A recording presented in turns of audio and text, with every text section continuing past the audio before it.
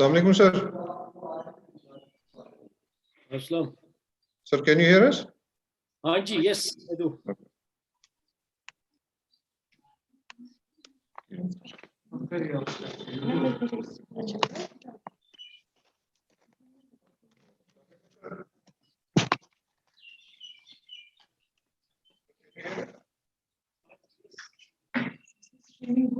It's a wonderful day, and I feel privileged to extend my warm welcome to everyone who has joined us for celebration of Environmental Week. Environment Week is an annual event that is regarded as the biggest and most widely celebrated occasion for positive environmental action.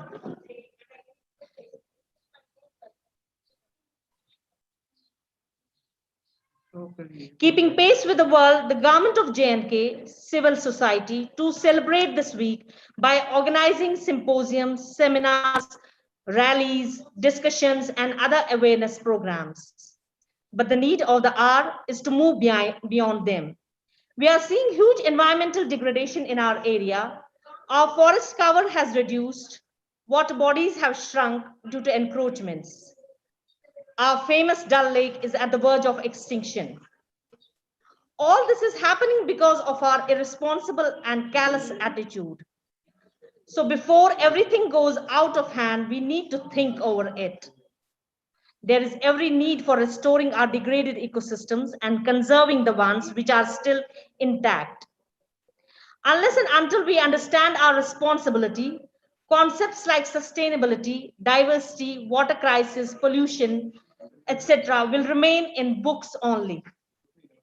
We need to wake up and join hands to save and restore our ecosystems for ourselves and for our future generations.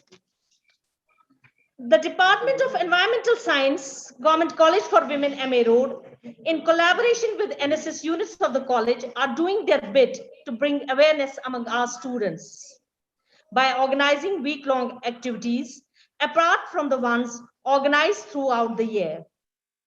On 5th, we organized painting competition. On 8th, 9th, and 10th, we intend to organize essay, model, and collage competitions. And today, we have organized a webinar on this year's theme, that is ecosystem restoration, with the aim to arouse consciousness towards our environment.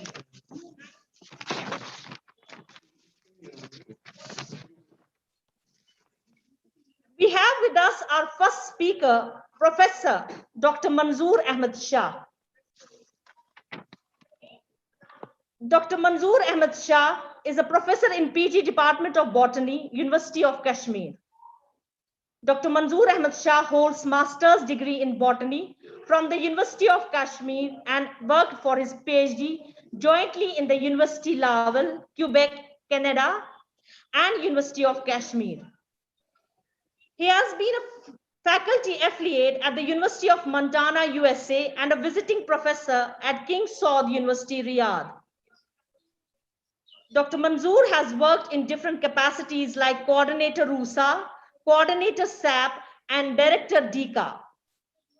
He has published one book and more than 70 high impact research papers and book chapters, in recognition of which he has been awarded several national and international fellowships and prestigious awards such as Indo-US 21st Century Knowledge Initiative Award, formerly known as Obama Singh Award, DBT Crest Award 2012, Gold Medal from Indian Academy of Environmental Sciences Paryavaran, Mitra Award, the Canadian Commonwealth Exchange Fellowship, Doctoral Internship Award by the Canadian Bureau of International Education, and Young Scientist Grant Award by Federation of European Microbiological Societies, etc.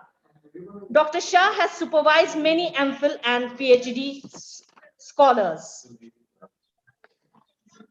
Before I request Professor Saab to deliberate upon, I would like to lay out some ground rules for webinar.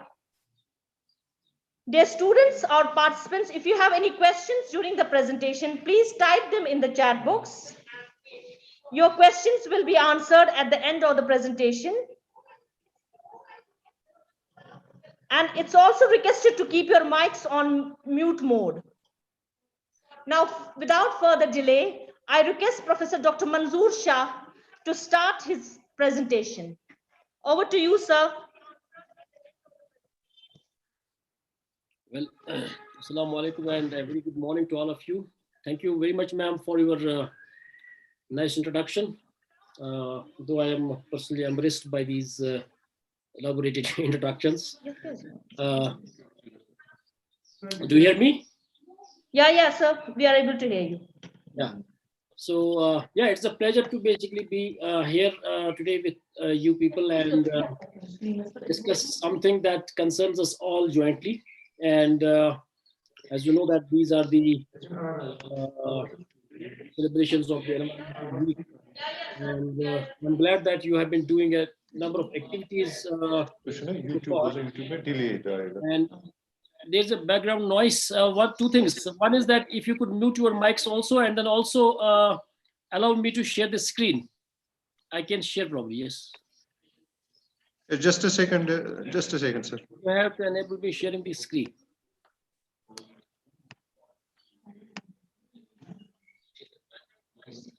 Sir, you are now a co-host. You can share your screen. Yeah, well, so when I do that, so I was glad to know that institutions like your college is basically doing this activity, which is, I think, needed more than ever before, given the fallouts that we see now. You know, well, let me first share the screen and come to the, okay, good. Do you see the screen now? Good. Yes, sir, it's up. Okay, good. Well, dear colleagues and dear students who are participating in this webinar, when we talk about the environment, when we talk about the ecology, when we talk about the degradation that the environment has witnessed over the period of time, in our local context, in the global context, this is something that concerns us all. And in fact, this pandemic has shown that these environmental issues are becoming an existential threat now if they are not tackled well, if they are not understood well, right? What happens? This, no? Okay, right? So what I basically thought to talk about is that since ecological restoration is the theme of the as you know that the ecological restoration is the theme of the Environmental Day this year, but more importantly, ecological restoration is basically the UN declared decade 2020 to 2030 is the decade that United Nations has declared on this theme, which per se emphasizes the importance that this restoration holds in the global arena, right? And in the local context also, if you look at the ecological restoration, I mean, I don't think anybody can disagree with me that, I mean, it is needed more than ever before, and we need to understand the science of restoration very well. We need to understand the likely dividends of this restoration very well, and see if this ecological restoration has been a success story elsewhere. Can we make it a success story here in the local context also to see a change, right? And those of you who have whom we have taught in the Department of Botany probably might get an idea of what this picture is. So can anyone guess? This is basically the picture of, you know, in the classical ecological books, when you look at the restoration and ecological restoration discussions, you will see that it is the master example is basically the example of that Exxon Valdez ship that sort of, you know, leaked that oil, that oil spill in the Alaska Bay, right? And that sparked actually the debate of ecological restoration. So just taking those people back whom we have taught in the university, I will connect to it in a while. So dear students and dear friends, all of you might be aware now that globally the contribution of nature to the people's well-being is being acknowledged more and more. And to this acknowledgement, basically a formal shape has been given by the international governments in the form of IPBES. I hope you might have heard this term, right? Which is an intergovernmental panel for biodiversity and ecosystem services, right? And the way we have IPCC for climate change, a kind of global body that that frames the policies at the global level, how to tackle the climate change. Similarly, at the global level, there is this IPBES, right? And if we look at the official statements, now this nature's contribution to people is being recognized in ways more than one.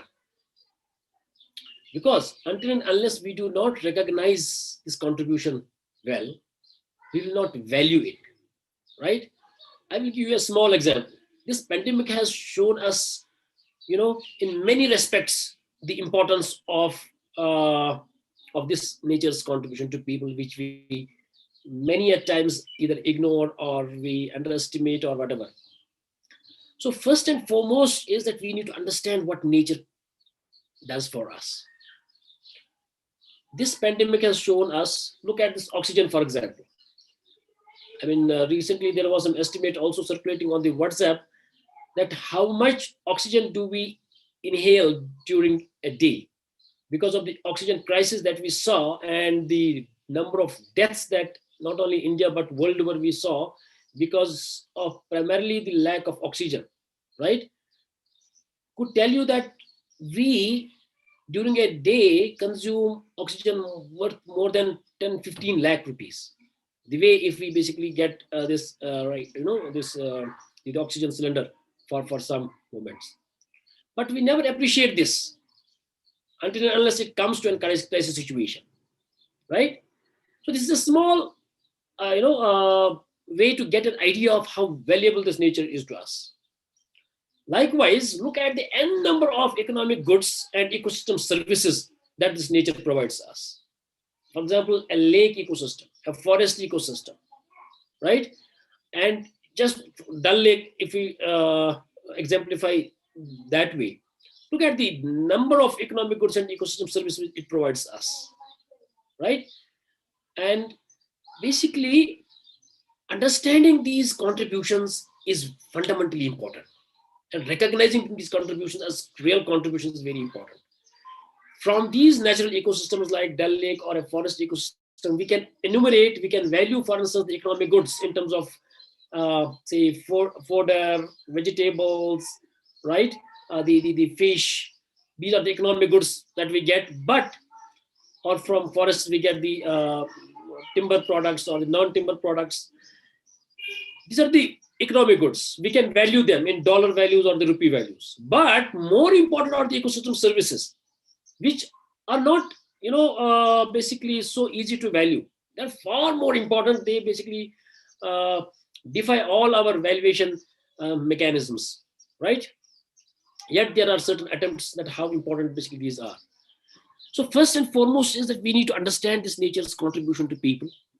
And second is once we understand it, we need to maintain these contributions, because if we are enjoying this contribution, our other generations have to do have all the right to do so, and we have to do all our efforts as conscious citizens to basically enhance the quality of this contribution, rather than doing the reverse as we do otherwise, unfortunately, right? And in this context, dear students, let me tell you, very central is the role of the cultural settings where we are. I will give you a small example. In our context, Unfortunately, you will see these water bodies are being looked at as the ultimate dustbins. Wherever, I mean, if you don't get anywhere to throw your, say, stuff into, you get at least the water body, right? And if you go to Europe or US, for instance, you will see a lot of change. I mean, people are very conscious about the environment. So that means this cultural context also plays a role. This is despite the fact that if we look at our forefathers, if we look at our traditional, you know, you know, traditional ecological wisdom, our it has been enormous. I mean, we have been taught to basically take care of this nature. I mean, this, if you look at this bridge, this is basically the root bridge, one of the pictures from Meghalaya. And one of the papers that was published recently in Science on this nature's contribution to people, basically this formed the cover page of that particular journal, right? So my point is that what is the contribution of local knowledge, local context, local cultural settings in understanding and enhancing these ecosystem services is something very important for us to understand, right? Well, having said this, this is something very important which you should understand. World over and in our regional context also, if we look at it, over the period of time, we have seen degradation in the natural ecosystems, right? And if you plot the change in the natural ecosystems as a function of time, if we plot it as a function of time, see, then, now, and future, degree of change from the historical systems. So, for example, if we say that Dal Lake has degraded, now for that, it's very important that we need to be well rooted in its historical context, how it was before, say, 3 decades or before 50 years, and how it is now. And if the pressures that are there on this system continue as such, what it would be from, say, 10 years from now or 20 years from now. It's a simple function, right? If you look at this graph as a function of time, when you look at the degree of change from the historical system. Dear students, one thing is very important. When you talk about ecological restoration, this ecological history is very important. You need to know what the original was, and with reference to that original, you say that the system has been changed this way, or this much or that much. If, for example, the degree of change from the historical system is minimal, right, is low here, if it is low here, then the intervention which is required, the restoration effort that is required is very minimal or modest. And if this degree of change from the reference system, from the original system is more, we need more intense sort of efforts for restoring it back to its original glory. I mean, before we talk about this, I'm sure that you must be abreast with the 5 R's of this restoration: rehabilitation, recreation, reimagination, as they all call it as, and then the restoration, and so on and so forth. Now, and if this change has been substantial over the period of time, then the efforts required are at times prohibitively high. I mean, we cannot restore it back to the original glory, right? So how much we have changed the system defines actually how much effort we need to put in to restore it back to its original glory, right? It's something very important which I want to convey, is that at times we talk about restoration without any good understanding. Okay, Dal Lake को भाई बचाना है, तो कैसे बचाना है? What do we want basically Dal Lake be there for us? Do we want it to be for our ecotourism purposes? Do we want it to be for providing these ecosystem services such as groundwater recharging, so on and so forth? Is it that we want it to be for our cultural context only? Is it we want it to be as a repository of biodiversity, aquatic biodiversity? Or is it something, a mix of all these?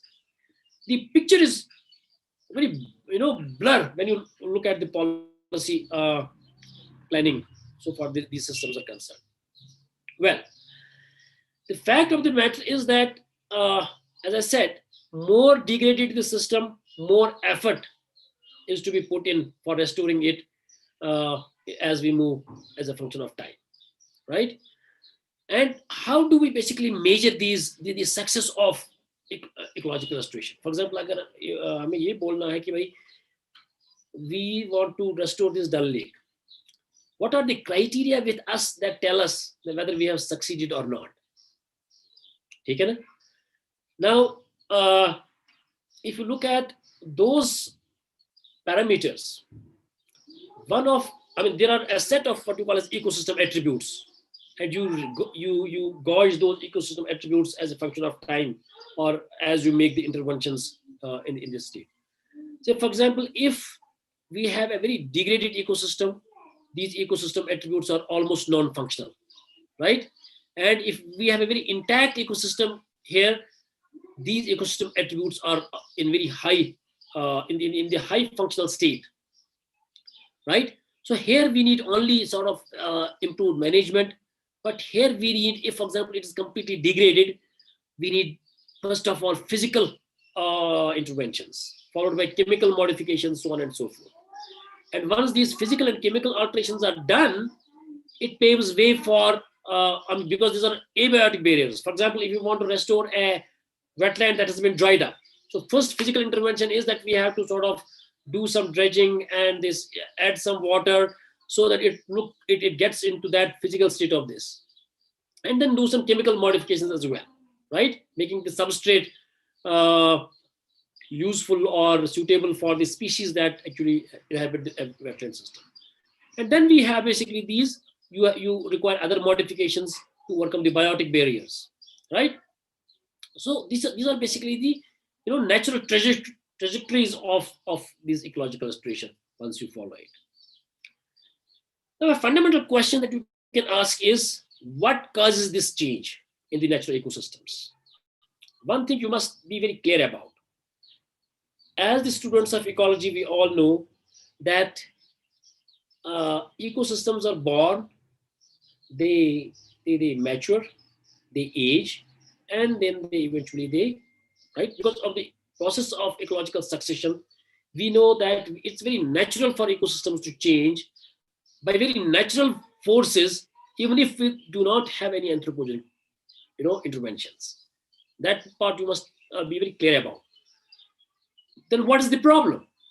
If it is natural, the problem is that because of the human interventions, the pace of the change has been, as against the background change, enormously high, exceedingly high.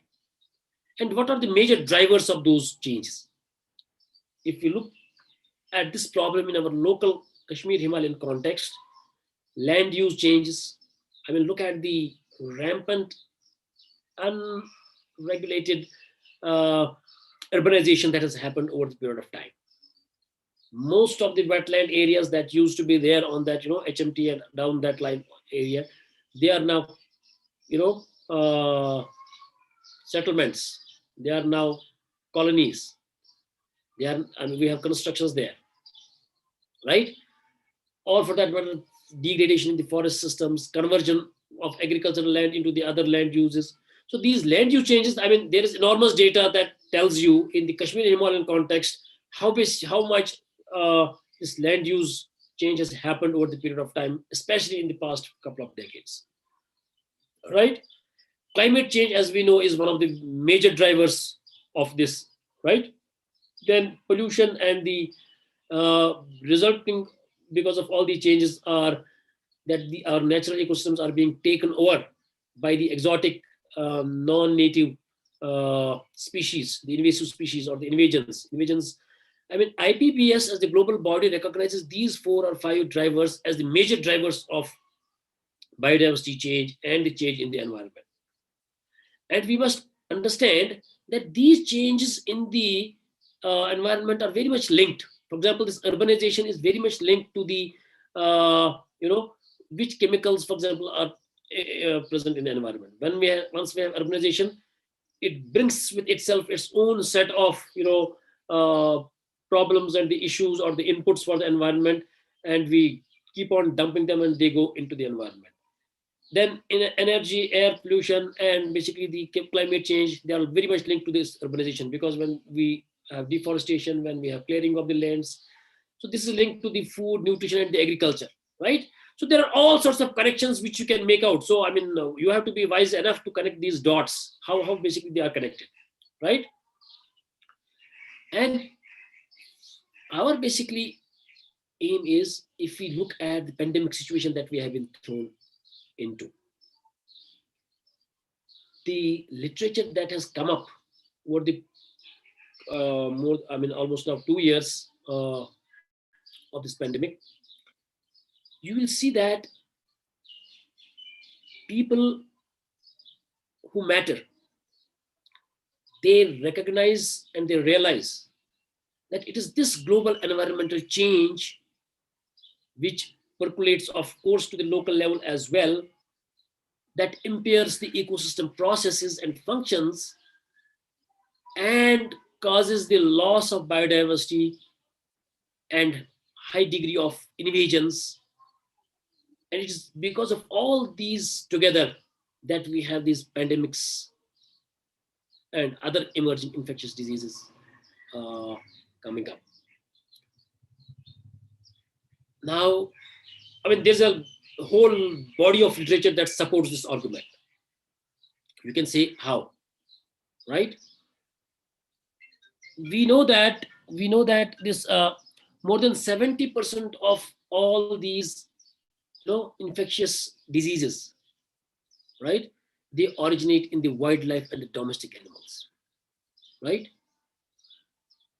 And as a global average, human actions are supposed to have destroyed more than 85% of the wetlands. Similar is the situation with other systems as well. And 1.7 million unidentified viruses of the type, known to infect humans, they exist in the mammals and other water birds. Now, when you look at these figures, what do they tell you? There is a web of nature in which, if we fiddle at one point without understanding what its impacts would be at the other point, the repercussions are as bad as we see in this pandemic.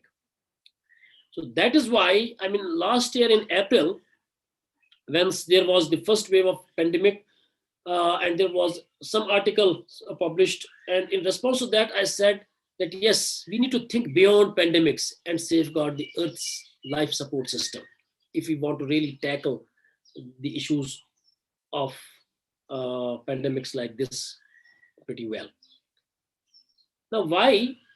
Fact of the matter is that even if we tackle this pandemic, given these figures, as I told you, that 1.7 million unidentified viruses are still waiting in the queue, there can be another pandemic, say, just after we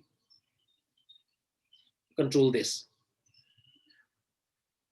Now, the fact of the matter is the IPBES, the Global Regulating Framework, also basically recognizes this, that the changes that have taken place in the natural ecosystems over the period of time have actually led to the increasing, issues of direct as well as indirect drivers. And ultimately, what I'm going to tell you is that the impact on the quality of human life or human well-being,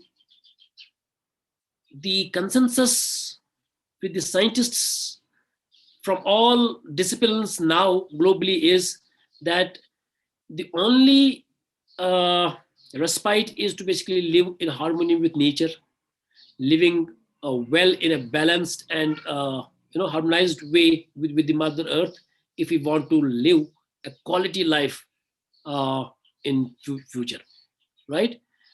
Because nature's benefit to the people are enormous in terms of economic goods, in terms of ecosystem services, in terms of other things, right? Good.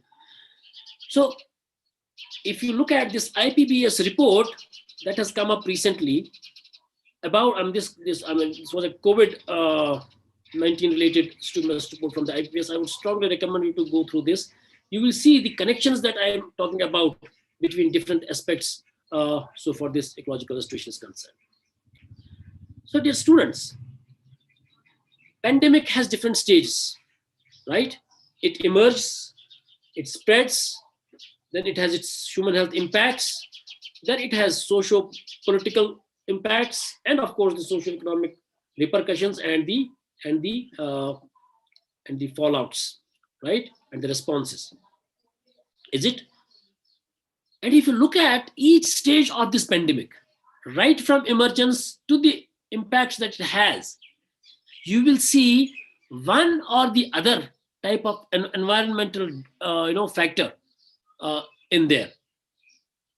For example, in the emergence of pandemic per se, urbanization, population growth, intensive farming, right?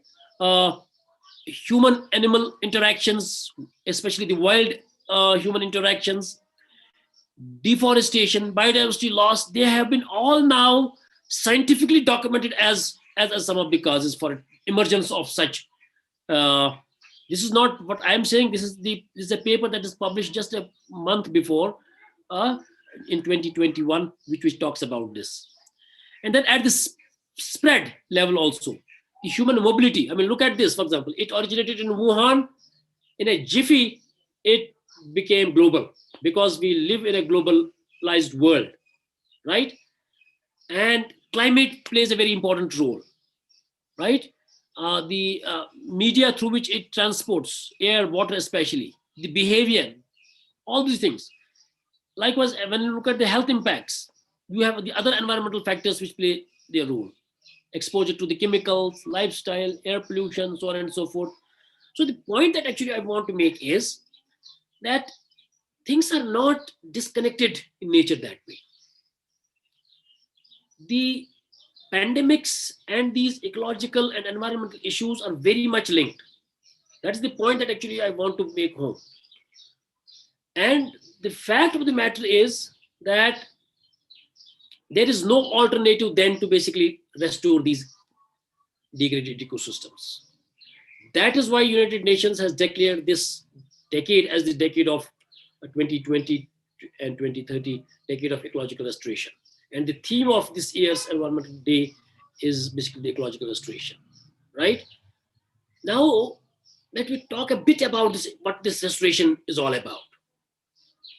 I gave you the example at the front, just at the outset, about this Exxon Valdez. Those students who are from the ecology background, they must understand it.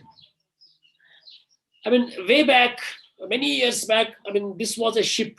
Exxon Valdez was the company to which this actually belonged. This was basically a ship which would basically transport oil, and it was, it was navigating through this Alaska Bay, where it actually spilled over. Some leakage happened, and the hydrocarbons and the oil that it was actually containing, it spilled over to the ocean. And the people there, basically, they launched a case against this company that they have destroyed, because when the oil is spilled over water, it has lot many repercussions because it forms the complete layer. It does not allow oxygen to go into the aquatic life, suffocates and dies. Then water quality goes, haywire, so on and so forth. There are a number of. So there was a case that was registered against this company. And in the court of law, when the deliberations were made by the people who had launched the complaint versus the company, there was a debate on, okay, company was asked by the court of law that you have to restore this system. The destruction that you have done because of this oil spill, you have to restore it back to its original form, original shape. Company said, sure, we can restore it, but not necessarily to the exact original state that it was in, right? Because in ecological restoration, a fundamental thing is that you have to restore a system to a state where it is stable, where it can sustain its own existence, right? So yeah, I mean, bahas bahut chali. In ecology, there is a concept what you call as the the stability state of the ecosystem. Can a system have more than one stability states? I mean, this debate actually emerged from this. Company said, I mean, it was told that if there were, say, 1,000 species, aquatic species there in the system before, it should have at least 1,000 species again. Company said, okay, it will have 1,000 species, but maybe those species would not be the same. There would be some other species. Then started the debate, okay, if these would be other species, would the system with those species be exactly the same way stable the way it used to be before? Are you getting my point? Good. So the decision was ultimately, yes, I mean, it basically is a huge debate. If you look at the ecological literature, whether the alternative states of stability are available, possible or not. The now point actually why I am discussing this to you is that if we, for example, want to tomorrow restore this Dal Lake or restore a more degraded ecosystem elsewhere, and it can be a creek, it can be a wetland, it can be a forest edge or forest system, what would be the parameters against which we will gauge it, whether our restoration effort has been successful or not, right? What would be our basically parameters? So dear students, for that matter, these are some of the parameters. I mean, if you look at this, it is, I think 2012, I have spent quite a good time in Canada, and I was traveling on a weekend with some friend who took me to this type of a forest. I mean, if you look at this forest down there, and when you look at this forest, it looks really beautiful, but it looks somehow different. And I asked him that this is a forest, but looks a bit different. Then he told me that, yes, when Canada was actually developing its economy, it cut down many of its forests to the zero level because it fueled its industry through that timber and non-timber products. But once we achieved that economic sort of status, we thought that this environment is very important for us, and we thought we should regenerate them, we should restore them. And the river that is up front there, they said that it was almost dried up for many, many years. And once you look at it after restoration, you will never imagine that this could ever have been not a flowing river, and this could have not been a natural forest. Which in other words tells you that this ecological restoration has been exemplified as a very successful effort and success story in that context. That gives us the hope that if we apply restoration principles well, the restoration science well, in our context, probably we can also make some changes. Unfortunately, in our context, as you know very well, the priorities are different at times, and so are the issues, but we need to kind of rise against them and make basically this as a pressing issue. That's why our individual contributions matter a great deal. So the point that I was actually telling you is that, okay, if we restore a system which was degraded, and what would be our parameters against which we gauge it? For example, species composition. Whether the species are the same as it used to have those days when it used to be in its pristine glory, in its unaltered state. And not only species composition in terms of taxonomic composition, but more importantly, you have in species composition of any ecosystem, you have some functional groups. How those functional groups are also intact, because it is those functional groups within the system that actually determine the importance of the the overall functioning of the system. So this species composition, this is one thing. Is it coming back to its glory? Or those species which were, say, pushed away or which had gone extirpated from the system, are they getting reintroduced? Are they getting re-established? Okay, if that is the case, yes, our restoration effort is working fine, good. Ecosystem functions. I hope you understand what ecosystem function means, right? Say primary productivity, nutrient cycling, carbon sequestration. These are the ecosystem functions, right? Whether these ecosystem functions are going on well or not. whether they are improving or not. Ecosystem stability, most important factor, as I was telling you in the case of Exxon Valdez, whether the ecosystem is getting more and more stable, right? And the landscape context, if it was basically a bad dot on the landscape, is it getting better, right? So does the landscape overall has a better impact of this restoration or not, right? I don't think we have sufficient time, otherwise I could give you a number of examples to basically exemplify this restoration. Because I did recently complete an Indo-US project in which my partner from the US is basically the director of restoration ecology, Robert Paul, right? And they have done a lot many efforts to basically restore the Butte Hills in their Montana region, which were mined for over the period of almost hundreds of years for this copper and all that. And if you look at those restored hills now, they are really, I mean, looking great. Now coming to our local context, I hope you must have read this Greater Kashmir this morning. Have you? Good. These are the headlines of today. One is that J&K likely to receive below normal rainfall. चलिए इतनी बड़ी बात नहीं है, ये तो है ही. Kolai and other glaciers are fast receding, and experts blame depleting forest cover, global warming for this. This is today's Greater Kashmir only. And down there, you see Thajwas Glacier loses 50 meters in 3 years. अगर आपने अभी greater Kashmir नहीं देखा, अभी इसके बाद देख लीजिएगा. And when you go further down, the same front page in today's Greater Kashmir has these two headings also. Air pollution adding to the heart lung diseases in Kashmir, right? And then the hunt launched against the leopard that basically did eat, unfortunately, that baby a few days back. If you look at these headlines, I mean, this is what the situation that we are in.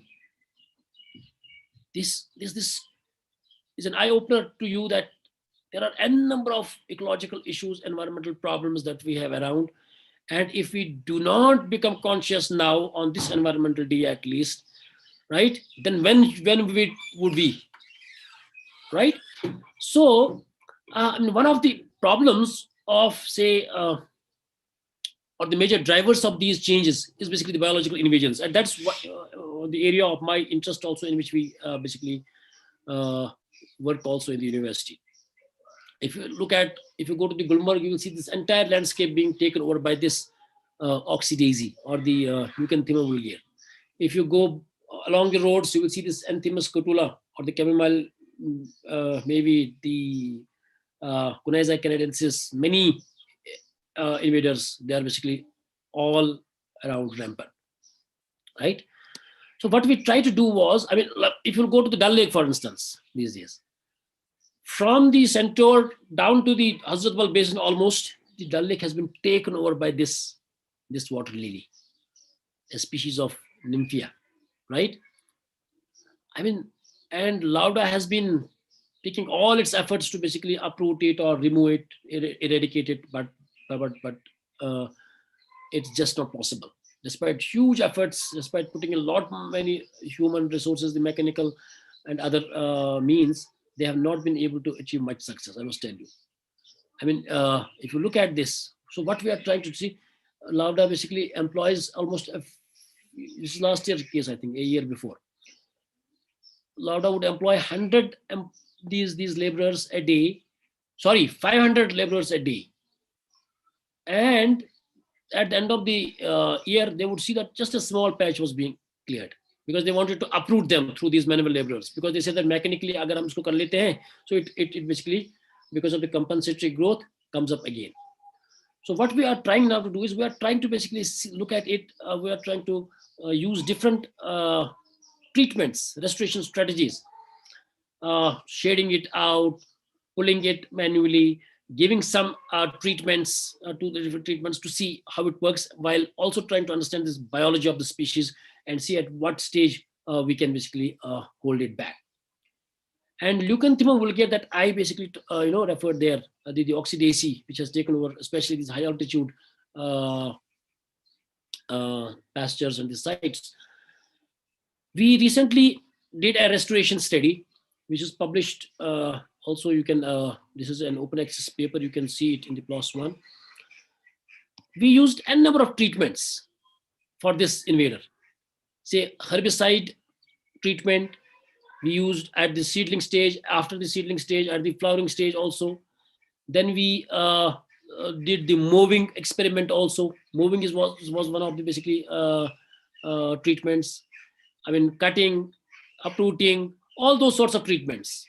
And if you look at the results that we have, for example, you have an invaded patch.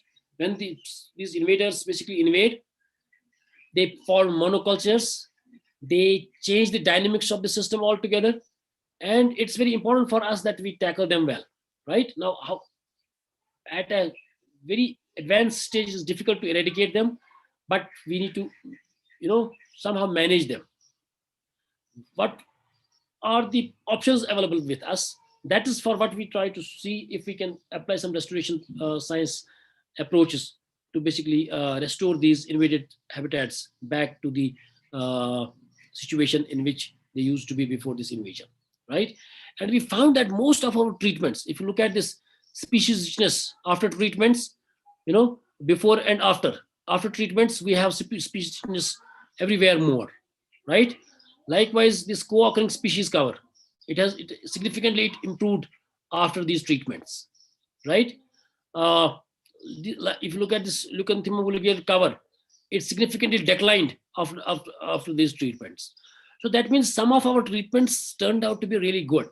So this was a basically pilot scale study, which we are still continuing in different contexts. And if these results are basically put into practice by the Gulberg Development Authority, maybe they could be of some use. Now, one very important thing is that we need to monitor these changes as well. So I don't think how much time I have. So please alert me once my time is over by Wasim Saab and other organizers. So, but you can tell me, you can ask, say, you must be thinking, okay, it's not possible for us to monitor these changes.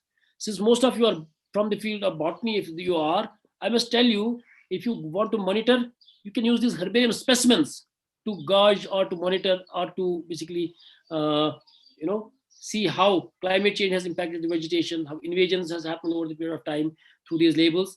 I don't think we have time to discuss all these things. I will share a couple of more slides and then basically try to conclude. The fact of the matter is, if you look at the pandemic situation that we have been in, right? And the way we are dealing with this pandemic situation, disinfecting the environments, disinfecting our buildings, disinfecting our, lawns at times, or many other things. What we are using in these disinfections, right? These chemical disinfectants, chlorine-based disinfectants.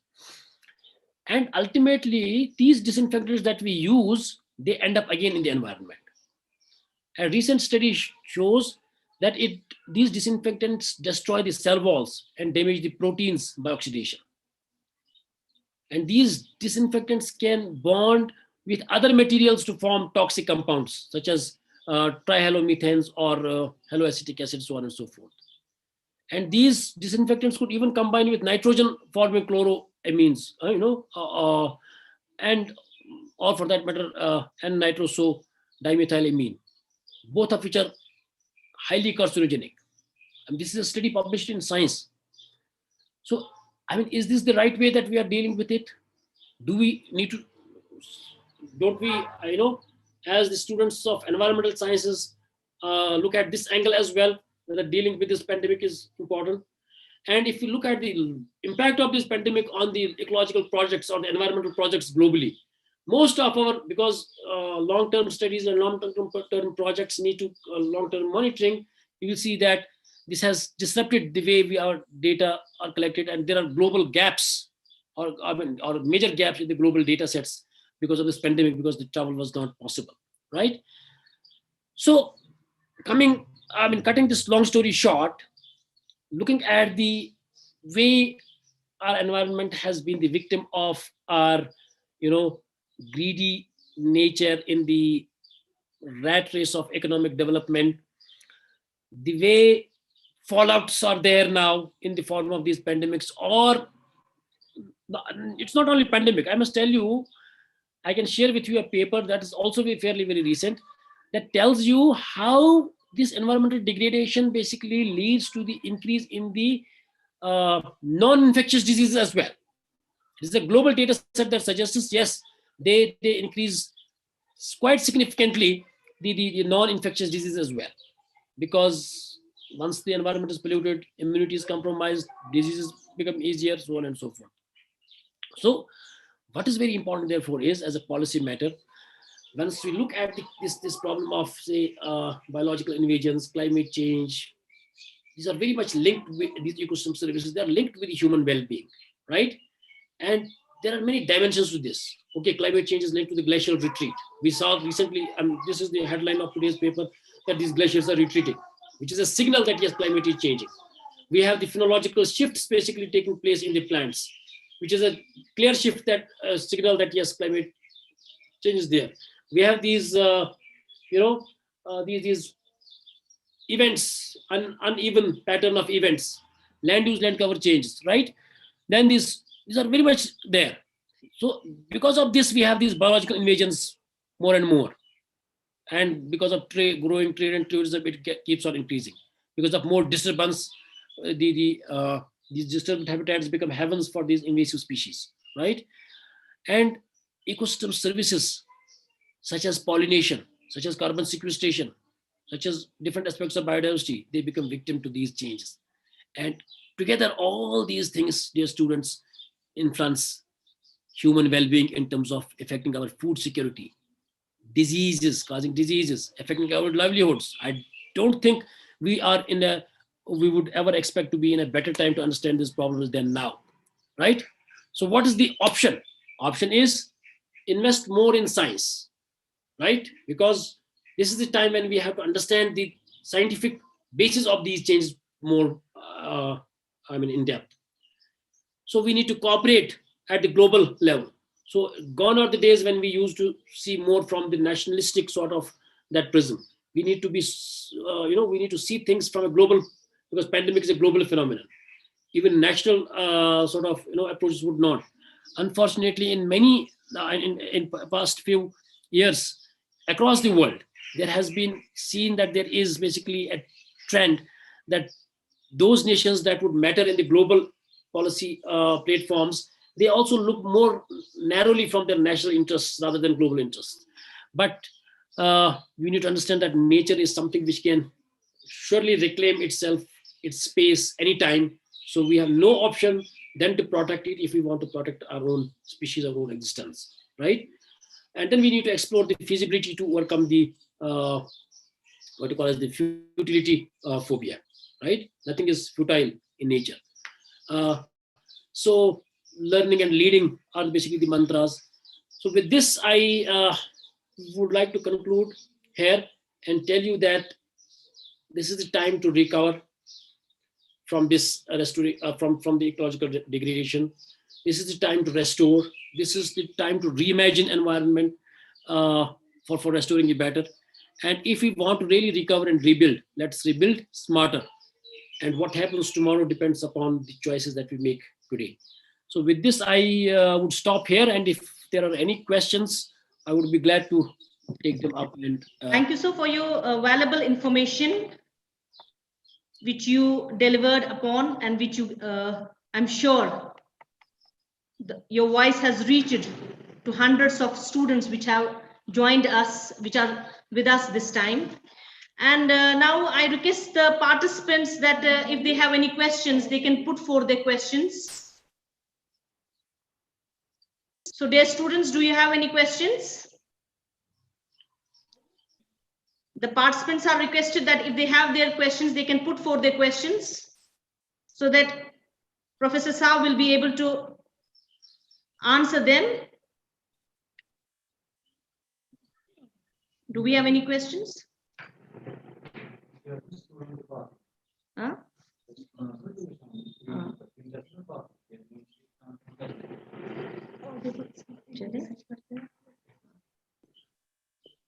I request the students and the participants who are joined with us that if they have any questions, they can put forth their questions. Professor Saab will deliberate upon them.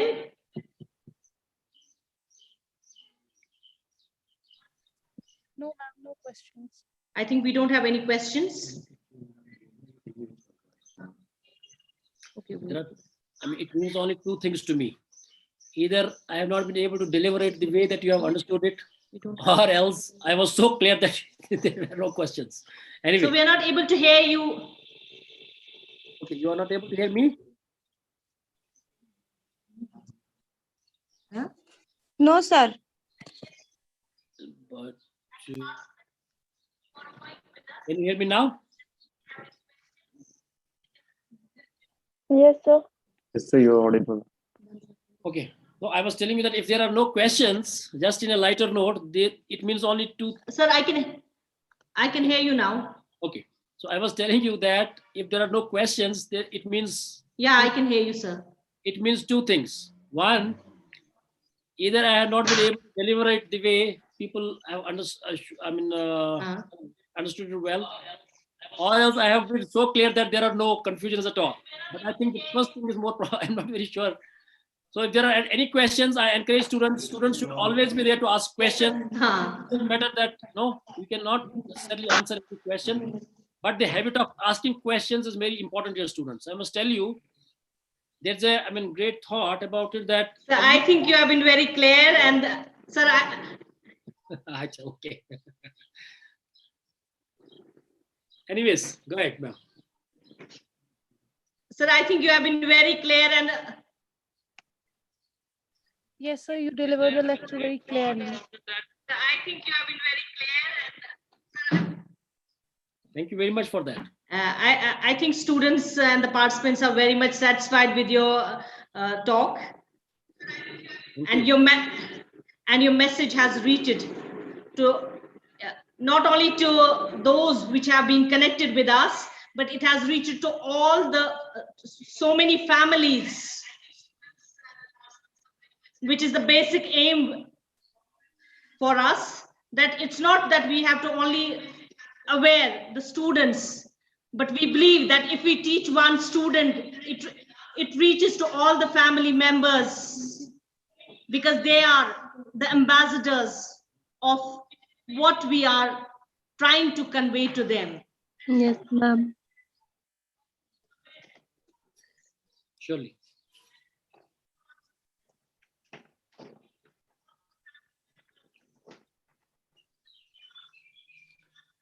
So thank you very much. Then I am glad that I was able to put my point across. So Thank you, sir. Thank you once again for joining with us and giving us your precious time. Once again, thank you to you, sir. Thank you very much. My pleasure, and see you Thank next you, week. sir. Thank you very much, sir. Okay. Thank you, sir. So, bye-bye.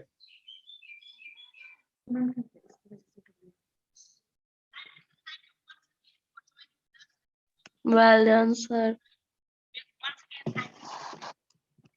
Thank you, ma'am. Thank you, sir, to convey this lecture to us.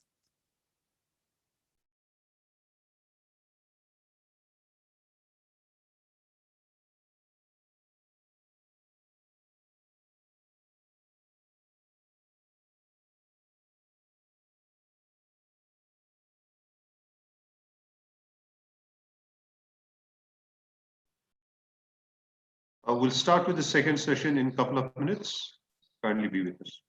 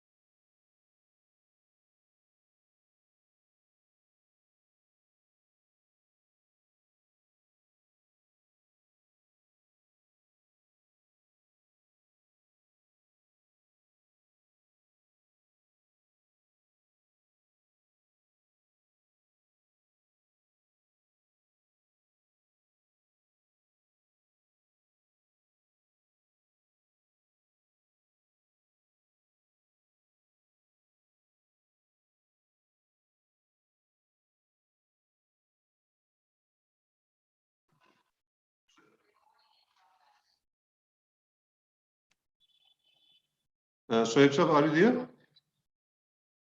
Assalamu alaikum. Yes, sir. Yes, sir. I'm here. Just a second.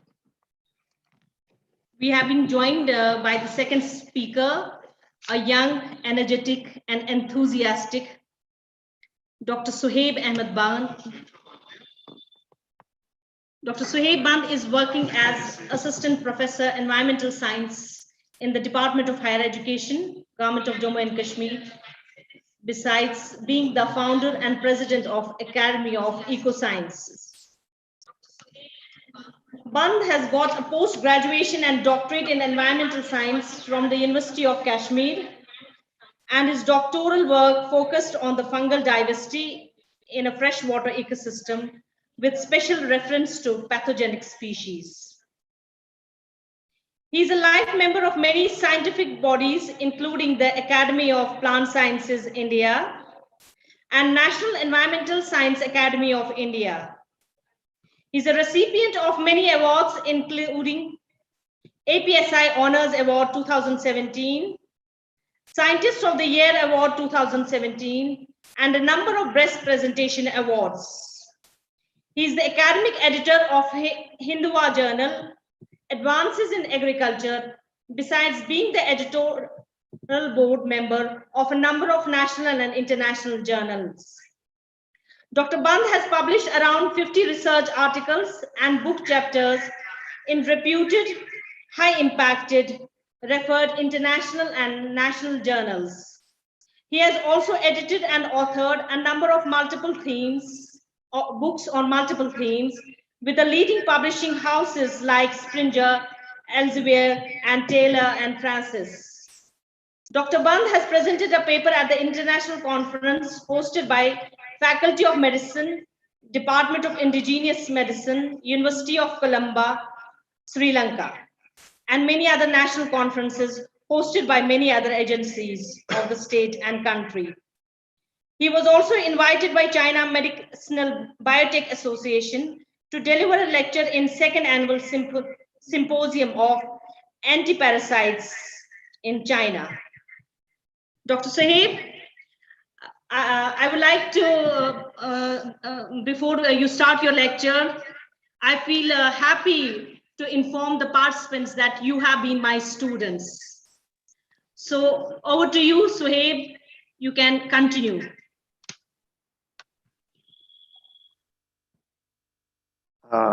Good morning. Assalamu alaikum to everybody, Walaikum. especially my esteemed teacher, Professor Sumaira Shafi, who has been the host of this very program. I'm indeed delighted to be the guest speaker for the institute in which my teacher is currently hosting a program in view of the World Environment Week that has been themed by the United Nations as ecosystem restoration. And in view of this theme, ecosystem restoration, Professor Manzoor, an all-time dynamic professor from University of Kashmir, has already deliberated upon the things in the ecosystem restoration. I would not be, going into the main topic, but I have chosen a part of the ecosystem, that's the wetlands, for my own presentation.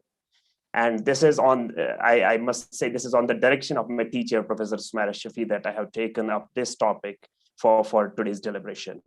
So I would like to share my screen, and I hope my screen is visible to everybody. Yes, sir. Okay, thank you so much. So, with the principal of the college, my esteemed teacher, Professor Sumaira Shafi, other faculty members of the college, dear students, ladies and gentlemen, Assalamu alaikum. Good morning. I have taken up a restoration of wetland ecosystems. To be very brief, wetlands are the subdisciplines of wetland ecology are a relatively new area of study in the field of ecology, primarily arising out of the laws and other regulations enacted during the 1970s. The term wetland, however, was first used formally in 1953 in a report by the US Fish and Wildlife Services that provided a framework for a later publication concerning waterfowl habitats in the United States. Since then, wetlands have been variously defined by ecologists and government officials. As such, no single formal definition of wetlands exists to date. However, the definition provided by the Ramsar Convention, an international treaty signed in Ramsar, Iran in 1971 to guide national and international wetland conservation measures, is among the most widely referenced one. It defines the wetlands as the areas of marsh, fen, peatland, and water, whether natural or artificial, permanent or temporary, with water that is static or flowing, fresh or brackish, including areas of marine water, the depth of which at low tide does not exceed 6 meters. They are the complex ecosystems characterized by flooding or saturation of the soil that create low oxygen environments, favoring a specialized assemblage of plants, animals, and microbes, which exhibit adaptations designed to tolerate periods of sluggishly moving and standing water. The talk of the title advocates restoration. This was a brief about the wetland, concept of the wetlands. But the title talk advocates the second part, that's the restoration. But when we talk about restoration of any ecosystem, leave aside wetlands, any of the ecosystems, whether we talk about the forests, we talk about the oceans, we talk about the rivers, or we talk about any other type of the ecosystem, the question comes to our mind. There's a question that arises that why should I care? That means everybody faces a question in his own mind that why should I care? Why should I work for the restoration of these ecosystems? And the answer to the question is, we get benefits out of these ecosystems. These ecosystems are in a greater threat. And then there are some arguments, like the multilateral, like the utilitarian argument and the ethical argument. So this is a general answer to the restoration of every type of ecosystem, because on the face of Earth, we see almost all the types of the ecosystems are currently in a greater threat of extinction. Take the example of rivers, take the example of lakes, take the example of forests. Everywhere we see degradation. Everywhere we see shrinking of the area of these water bodies and terrestrial ecosystems. And wetland is no exception. And the answer to this question lies in the benefits, in the threats these are facing, and the arguments, that's the utilitarian and the ethical arguments. If we talk about the benefits of the wetlands, so the benefits of the wetlands are numerous. To be very honest, when we are talking about, the restoration of the wetlands, we cannot, in depth, we cannot go into the benefits, into the threats, and into the different aspects of restoration. But to be very, programmed, to be very systematic, we must, throw some light, a bit of light on the benefits. That means this motivates basically us to go for the restoration work of any type of the ecosystem. So of the benefits of the wetlands, we see the wetlands protect us. And there's the biggest benefit. Whatever protects us humans on the face of Earth, we are always interested in protecting that, because that supports us. Though that's a different story, whether we do actually that or not. But the instinct says that we should protect what protects us. So wetlands play a role in reducing the frequency and intensity of floods by acting as natural buffers, soaking up and storing a significant amount of flood water. They typically store a huge quantity of water. Coastal wetlands serve as storm surge protectors when hurricanes and tropical storms come ashore. In the Gulf Coast area, barrier islands, shoals, marshes, forested wetlands, and other features of the coastal landscape, they provide a significant, potentially sustainable buffer from wind wave action and storm surge generated by the tropical storms and hurricanes. So this way they protect us everywhere, not only offshore, but on the shore as well. Number second, they act as the habitats for the wildlife. They protect wildlife habitats. Wildlife restoration and protection is important to maintain critical wildlife habitat, help meet state and tribal watershed goals, and contribute to the overall economic well-being. To achieve these goals, many states have invested in programs that help implement, support, or coordinate local restoration efforts. Likewise, of the benefits, one is the water quality, maintenance of the water quality. You must remember this, that the wetlands act as the nature's kidneys by removing polluting nutrients and sediments from surface and groundwater. By protecting water quality, wetlands keep our lakes, streams, and groundwater healthy and are important to the integrity of the ecosystems, especially the aquatic ones. The value of wetlands for maintaining water quality can easily be seen if we look at the problem of municipal water supply and treatment. On the delivery side of the water equation, clean water resulting from the water quality maintenance function of wetlands helps to keep water treatment costs low. Groundwater is vulnerable to contamination at many recharge areas. The filtering capacity of wetlands serves to protect vulnerable aquifers. On the treatment side of the water equation, the pollution treatment functions of natural wetlands has been mimicked even in artificial wetlands constructed to serve as wastewater treatment systems.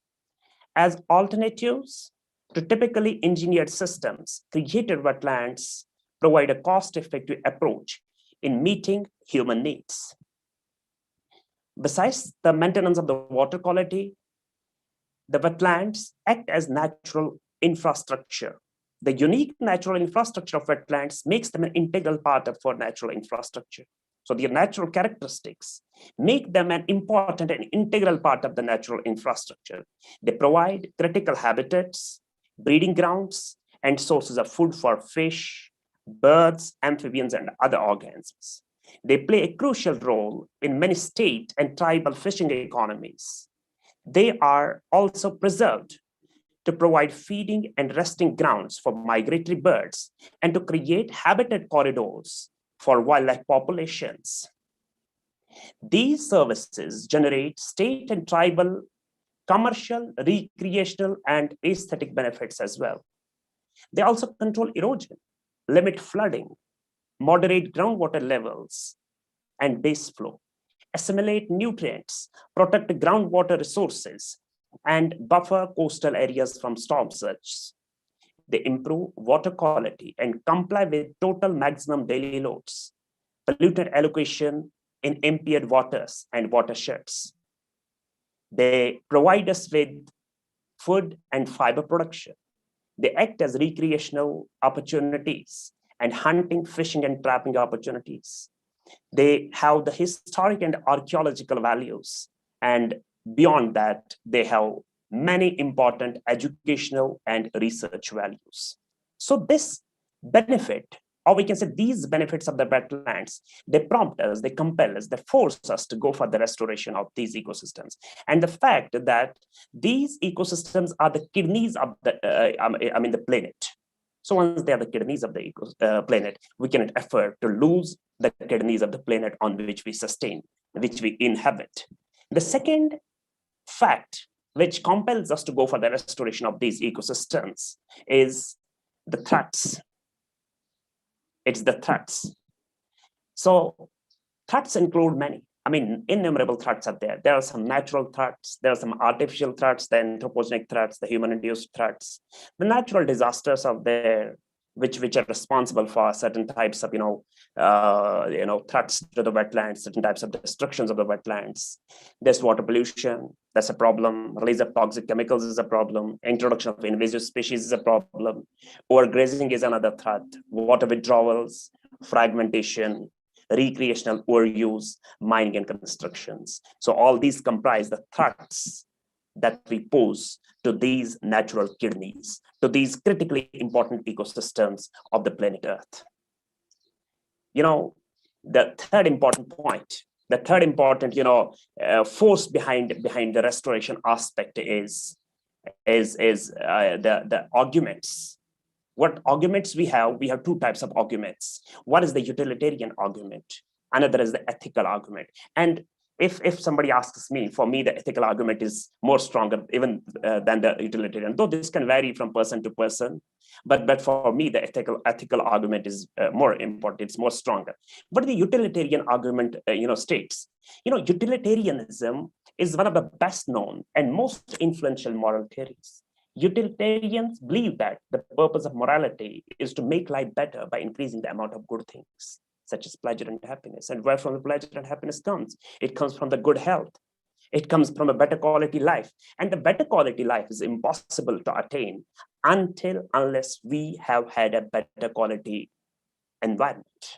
So in the world, and the decreasing amount of bad things, such as pain and unhappiness, we can increase our happiness, we can decrease our unhappiness, we can decrease our pain, only and only by one mantra, that's restoring the environment, restoring the ecosystems, because it's the natural ecosystems, it's the natural environment and the built environment that provides us with all the basic necessities of the life.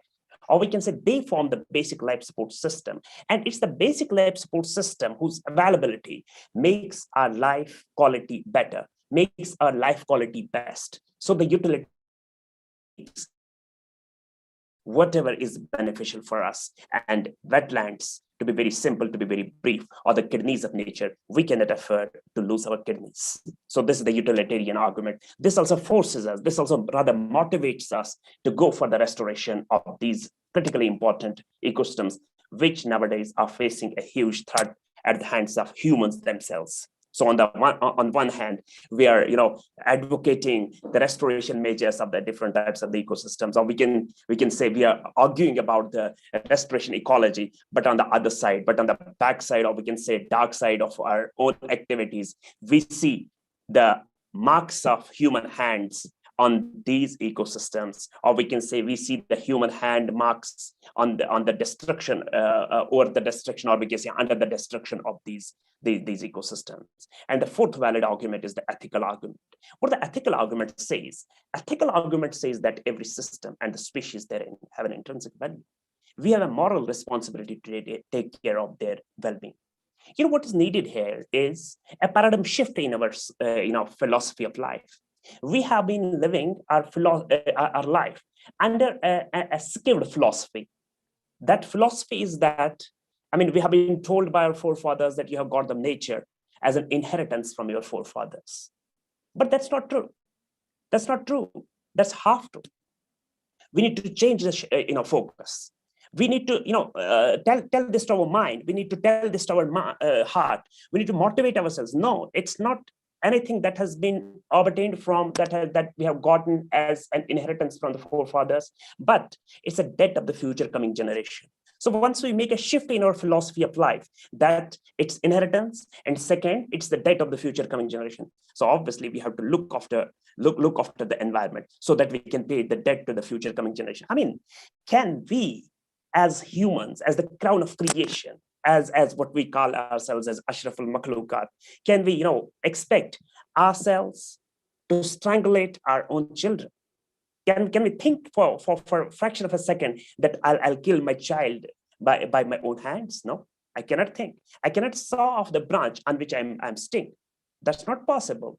So this is the ethical argument. This is a stronger argument. It says that every system has an intrinsic value.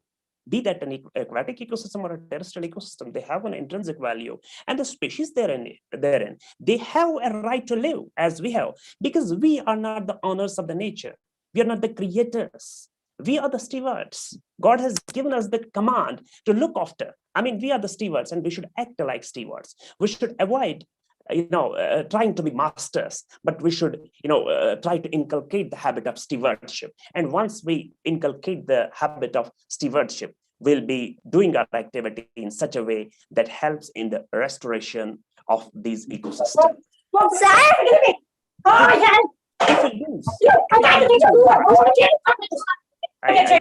I request the participants to mute themselves, please. So if we continue our activities like this, vis-a-vis the wetlands, in particular here for this talk, and in general vis-a-vis the rest of the ecosystems of the world, we cannot think our life without these wetlands. See what is happening because of the threats. Wetland extent index is there. You can see from year 1970 to 2008 and onwards. See, there's a decline in all the continents. You take the North America, you take Africa, you take Asia, you take Europe. Everywhere there's a decline, and we have almost we have lost half of the wetlands we have lost during the past century. This is a jointly sponsored indicator of the decline in wetlands. What it speaks that there have been, we have been losing, hundreds and thousands of wetlands during this period. And some say that we have lost 40%. Some say we have lost 50% of the wetlands. But overall, we can say there's a sharp decline in the wetland extent of wetlands, in the area of the wetlands, because we have been exploiting these wetlands for our own benefits, for the short-term benefits of the human society. But we cannot expect a future without the wetlands.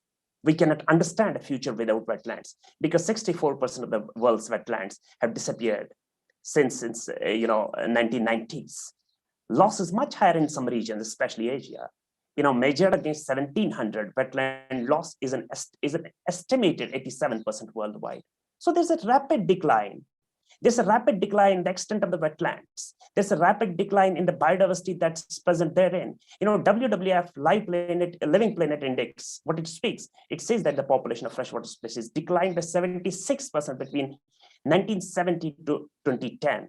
That means in merely 40 years, we have been responsible for declining 76% of the biodiversity living in these aquatic ecosystems. So once we are losing the biodiversity at the hands of the humans, at the hands of the human destruction caused to these wetlands, how can we expect a better future for us? How can we expect a better life for us? So in the wake of all this, in the wake of the benefits, the threats, the utilitarian arguments, or the ethical arguments, or we can say life without these wetlands, wetland restoration becomes imperative. It becomes very much imperative. But what wetland restoration is? In its 1992 report, Restoration of Aquatic Ecosystems, the National Research Council defined restoration as the return of an ecosystem to a closely approximation of its condition prior to disturbance. I mean, we cannot reach back to the normal. We cannot reach back to the original. Once anything is disturbed, we cannot go back to the initial point. But approximately, we can reach near the initial point. We can reach a condition prior to its disturbance, approximately. So the concept of restoration is further clarified by defining many types of restoration-related activities. These activities, such as creation, reallocation, and enhancement, are similar to restoration, but differ in some way from the process of renaming native ecosystems to sites where they once existed. I mean, we crave to bring back the systems to a point where they actually existed during the pre-industrial era, during the startup of the universe. But we cannot go exactly to that point, but we can approximately go near that. The holistic nature of restoration, including the reintroduction of animals, is important. The objective is to emulate a natural, self-sustaining system that is integrated ecologically with the landscape in which it occurs. Often restoration requires reconstruction of antecedent physical conditions, chemical adjustment of the soil and water of these wetlands, biological manipulations, including the reintroduction of absent native flora and fauna, because these are the integral components of these wetland ecosystems. The physical conditions are the integral parts. The soil is the integral part, the water is the integral part, and the biological component, the biodiversity of these wetlands is the integral part. So we need to modify them, we need to alter them, we need to recreate and reconstruct them, we need to adjust them, we need to manipulate them so as they reach near the originating point. The Society of Ecological Restoration defines ecological restoration as the process of assisting the recovery and management of ecological integrity. Ecological integrity includes a critical range of variability in biodiversity, ecological processes and structures, regional and historic contexts, and sustainable cultural practices. And we say, when we talk about the restoration of these ecosystems, we must take into account some guiding principles. I mean, there should always be some guiding principles that guide the process of restoration. And what guiding principles, guide the process of restoration of these ecosystems to help build on the lessons of restoration projects and promote effective restoration. The Office of Wetlands, Oceans and Watersheds assembled the listed principles that have been critical to the success of a wide range of aquatic resource restoration projects. I mean, these are the listed guiding principles. These can help us in the restoration of these wetland ecosystems. These principles apply to different stages in the life of a restoration project, from early planning to post-implementation monitoring. I mean, we cannot skip any phase of the restoration process. We cannot start the restoration work and then forget about what we have done. No, we have to continuously monitor what has been going on over there, whether our process, whether our startup policy has brought some fruits or not, whether it has reached near the achievement of the goals or not. So it needs a continuous monitoring. That's why I'm saying that these principles need to be continuously monitored from the planning to the post-implementation monitoring, and are offered here for use by a wide variety of people and organizations, ranging from federal, state, tribal, and local agencies to outdoor recreation or conservation groups, corporations, landowners, and citizen groups. So there's a valid point here. We cannot expect the government alone to work for the conservation of these ecosystems.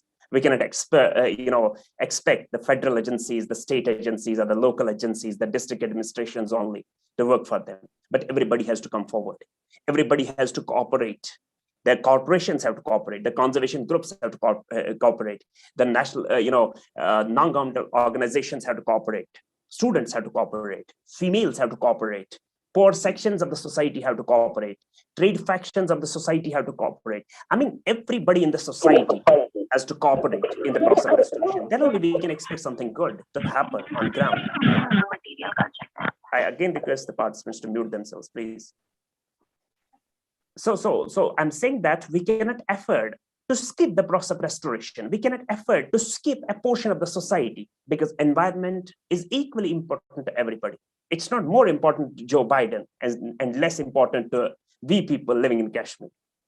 I mean, we cannot see a difference in the behavior of environment towards the people living in the developed nations and the developing nations. No, it equally imparts its facilities, it equally imparts its benefits and rest of the values to the human beings, irrespective of their economic strength, irrespective of their status, irrespective of their position, color, and rest of the things.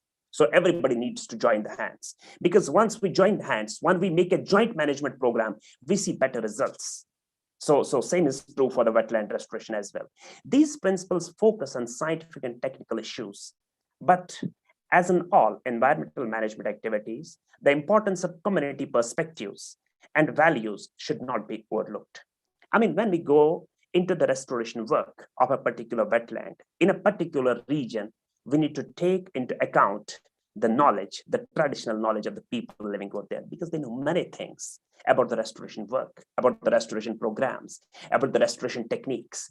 We can use their own traditional knowledge. We can use their traditional methods for the restoration work, for the conservation work, because everybody has to be taken into account. Everybody has to be taken on board for the conservation and restoration of these ecosystems. The presence and absence of public support for a restoration project can be the difference between positive results and failure. Yes, for sure. It can be difference between the positive results and failure. That's the public support. Without public support, we cannot see better results. We cannot reap, the better results. There are many examples. There are many examples how public participation and public support has brought laurels for the environment. And who among us will be, unaware about the Chipko movement launched by late Sundarlal Bahuguna, who died recently of the post-COVID complications. See how on a Himalayan, hill slope, in a Himalayan village in Uttarakhand, he started a movement, and altogether the movement gained momentum and reached the whole of the world.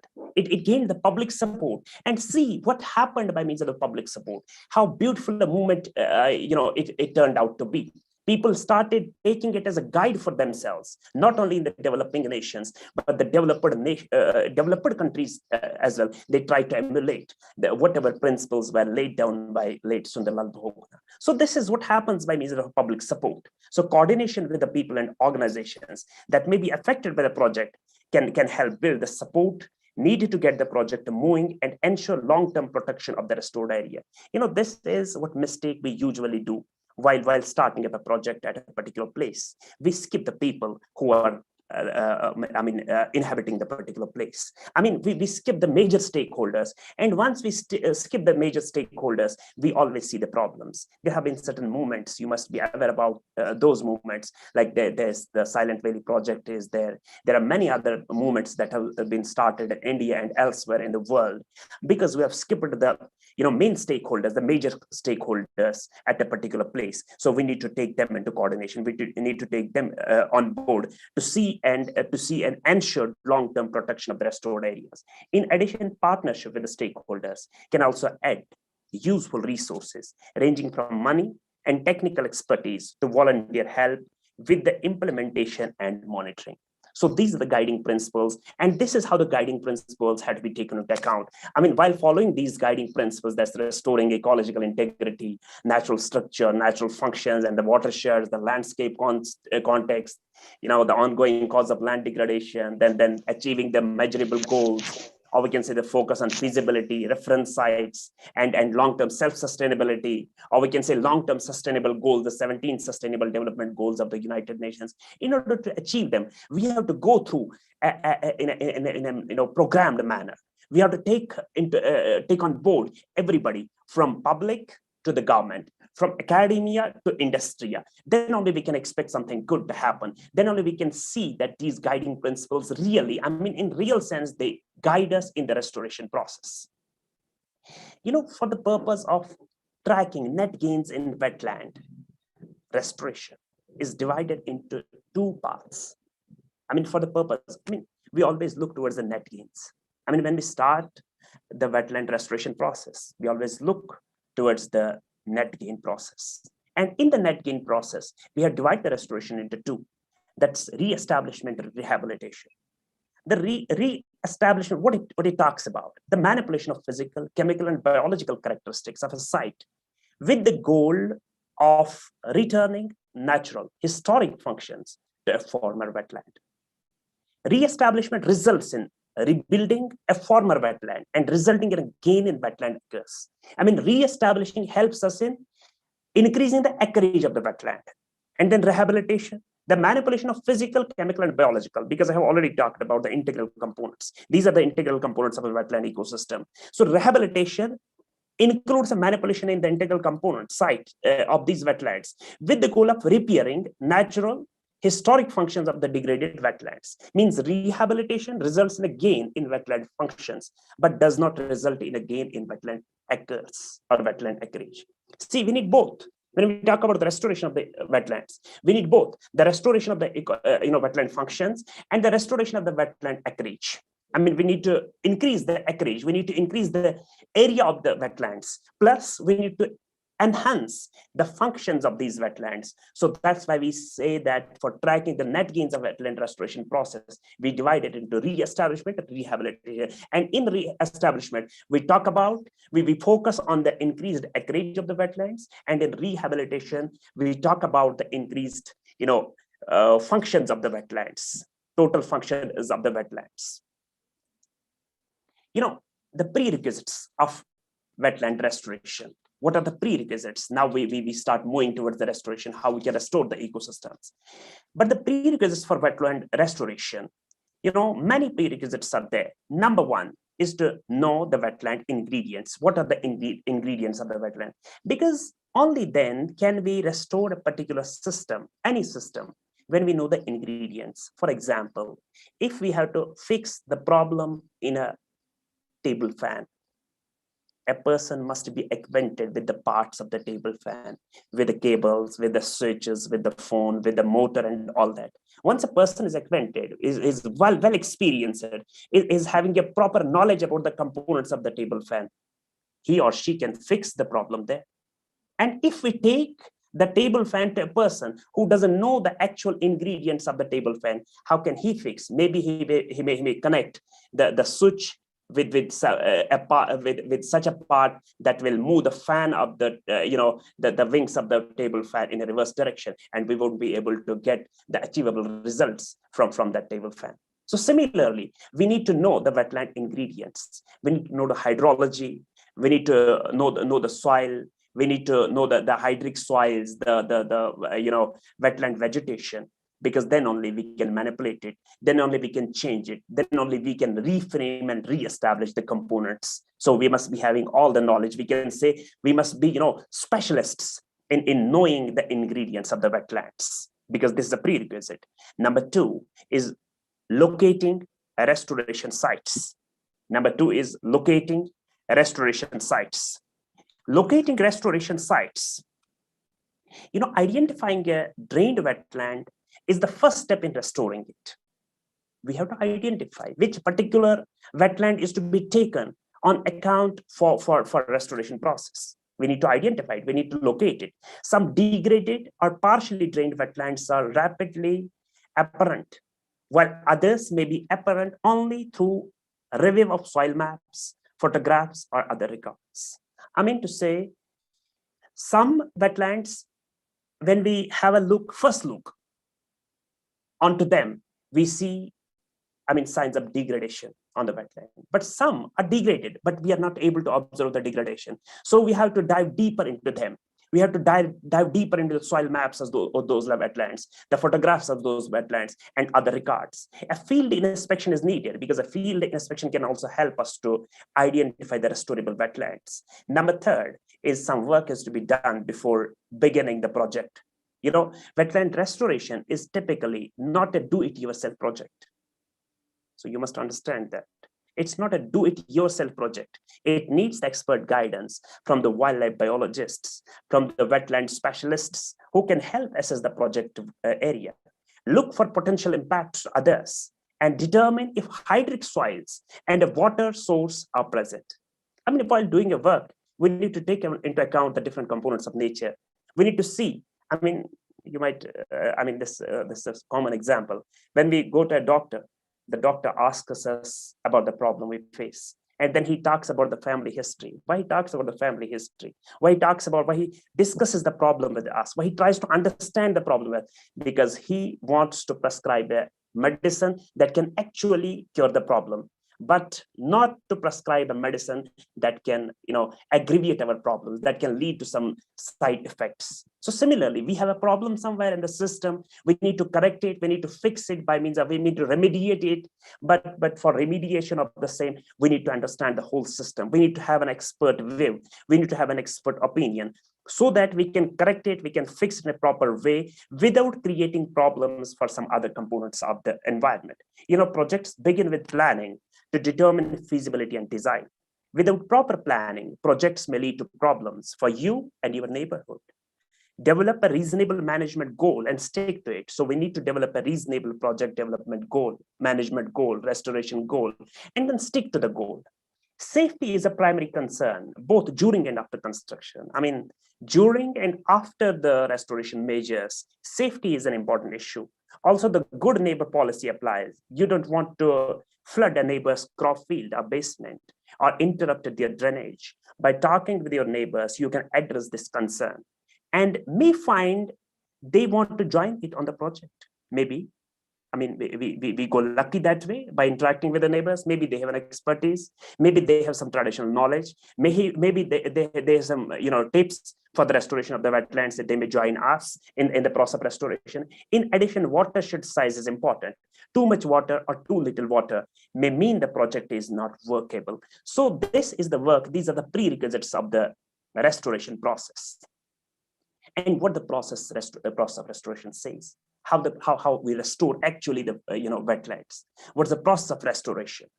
The process of restoration is a 4-step process. It's a 4-step process, to be very brief, to be very precise. Though we can go into the technical jargons of the process of restoration, but for the sake of convenience of the students who are mostly the participants in this webinar, I have tried to be very simplistic for the restoration process. I didn't want to go into the technical jargons of the process. So I'll briefly talk about the 4 steps of the restoration process. Number 1 is treatment of invasive species, because this is one of the important components. Biodiversity is one of the integral parts of the wetlands. So we need to look towards the treatment of the invasive species, because invasive species have always been a problem for the endemic ones. And there have been a number of problems.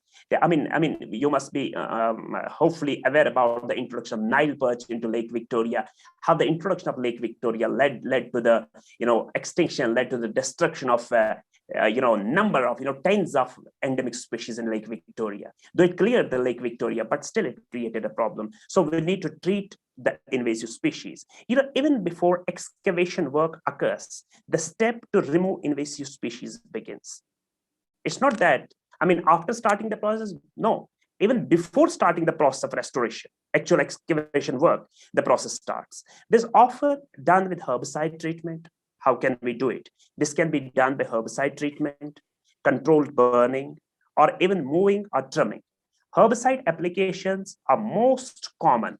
Herbicide applications are most common and should be performed in a manner that has the least environmental impact to native species. So we must be here aware that the herbicide application can create problem. So we must, use those herbicides which have the least environmental impacts. And now we have alternatives. Luckily, we have some biological herbicides as well. We can make use of them without destroying the other components of the nature. So when treating areas, minimizing any particle drift or off-target damage to local fauna and flora is essential. By utilizing tactics such as modifying spray droplet size and selecting nozzle tips appropriate for specific environmental factors such as wind speed, wind direction, temperature, humidity, we can drastically reduce the damage to non-invasive plants. We can make use of the modified technology, the updated technology for the application of those herbicides, so as we can, avoid the damage expected to be done on the non-invasive species. We want here to be target specific. Number 1, by using the more efficient and less environment degrading herbicides.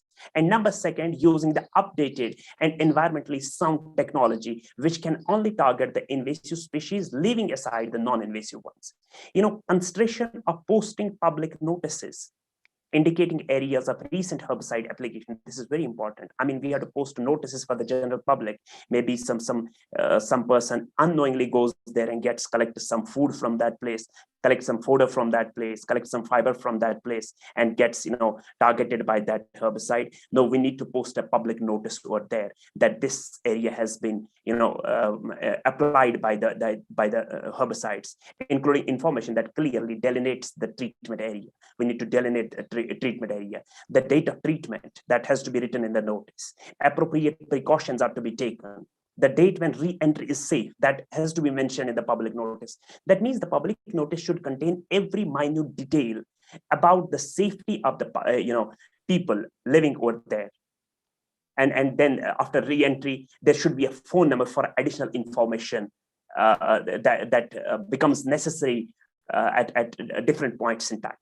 There should be all the information regarding regarding this first step, that's treatment of the invasive species. The second step that is to be taken for the restoration work is the placement of clean sand and sediment, because this is the second integral part of the wetland ecosystems, the clean sand and sediments. After excavation and removal of impacted sediments has been completed, we begin rebuilding the wetlands using clean materials. Obviously, it's the soil that becomes, nutrient rich, and that, that's enriched by the nutrients due to the pollution. So once that becomes enriched by the nutrients, it's totally consumed by the invasive vegetation. And once it's totally consumed by the invasive vegetation, it leads towards a succession, towards the transition of these wetlands to the shrublands, from the shrublands to the forest lands. That means in the ecological succession process, we basically we lose these wetlands. So we need to replace the material. We need to make replace the fresh material, clean material over there. So once we are complete, we are done with the removal and excavation of the impacted sediments. We begin rebuilding the wetlands using clean materials. Rebuilding efforts can include the installation of clean sand, engineered caps, and organic black dirt.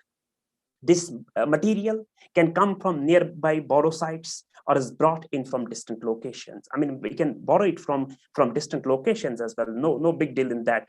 But we have to look towards the cost-effective measures, obviously, because whenever we start with the process of restoration anywhere, when we talk about the ecosystems, I mean, if in particular we are talking about the wetland ecosystems, or in general we are talking about the other ecosystems, at every point in time in the restoration process, we have to look towards the cost-effectiveness of the steps that ought to be taken. So we have to look towards that.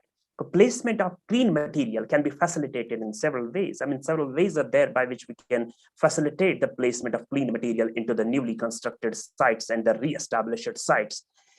It can be brought in by dump trucks, by barrages, by amphibious equipment, or it can even be pumped in hydraulically. That means in any way, by means of trucks, or by means of barrages, or by means of amphibious equipments. You might have seen a number of amphibious equipments working, operating in our famous Dal Lake. We can pump them hydraulically as well. Each project must be evaluated to determine which method is most economical. This is what I talked about, is most economical and the least damaging to the undisturbed areas. So two things are to be taken care of. Number one, the cost effectiveness of the treatment system. And number second is the environmentally friendly nature of that process. I mean, the process should be, the steps should be, the mechanism should be one, economical. Number second, it should be environmentally friendly. Likewise, the third step, after the placement is done, then the third important step is seeding and planting. Why? Because the biodiversity is the third major integral part of the wetland. So after the new material has been placed and graded, it's imperative to seed the area and plant new vegetation, trees quickly. This ensures a quick recovery and it helps to prevent the erosion. That's the main problem for the wetlands. Much like a surgical procedure, wetland restoration, wetland restoration requires time to recovery. I mean, it's not an instant process. We cannot achieve the restoration of a wetland overnight. It's not that we have started placement of the new material today and we can see a full-fledged, pristine and a virgin wetland tomorrow. No, that's not the case. But it's like that, a surgical procedure, wetland restoration requires time for recovery. Grasses and shrubbery may take a year or two, while the reintroduction of trees, such as willow, may take several years. And after these technical phases are over, we need to move towards the all-important phase, that's maintenance and monitoring. Once restoration is complete, there is typically a period of time where the contractor, the engineer, or owner is required to monitor the wetland periodically. Because if we skip the periodic maintenance and monitoring of the wetlands after the completion of the first three important phases of wetland restoration, we cannot basically achieve the goal of restoration. So periodic maintenance is needed to replace plants that don't grow. I mean, maybe when we are seeding the plants, when we are planting the plants, maybe some of the plants don't grow. So we need to reintroduce them. We need to reseed them. We need to replant them. Or, for example, there is invasive species that move in while the native plants are taking roots.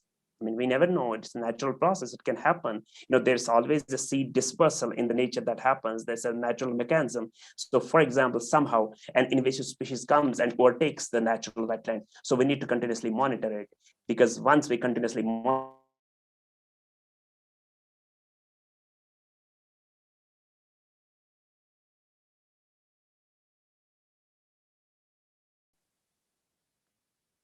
hello, sorry.